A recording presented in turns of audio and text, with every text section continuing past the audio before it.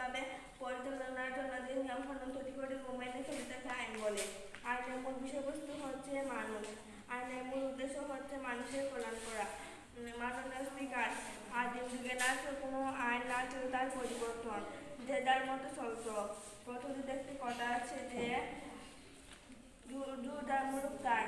এক সময় দুর্বলদের জীবন বিপদে ছিল, কিন্তু আইন তৈরি এবং পরিবর্তনের মাধ্যমে আজকে মানুষ তাদের অধিকার পেয়েছে।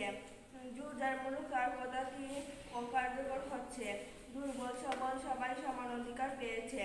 মাননীয় স্পিকার, আইন ব্যক্তির বাহ্যিক কর্মকাণ্ড নিয়ন্ত্রণ করে। একজন মানুষ ভালো কাজ করবে নাকি খারাপ কাজ করবে তা আইন ঠিক করে দেয়। আইন সর্বদাই চায় মানুষ ভালো কাজ করুক, আর ন্যায়ের পথে চলুক। আর কেউ যদি আইন ভঙ্গ করে খারাপ পথে পা বাড়ায় তাহলে তাকে শাস্তি প্রয়োগের মাধ্যমে সংশোধন করা হয়। তাই এটা সত্য যে কেবল আইন পরিবর্তন এবং তা সঠিকভাবে বাস্তবায়নের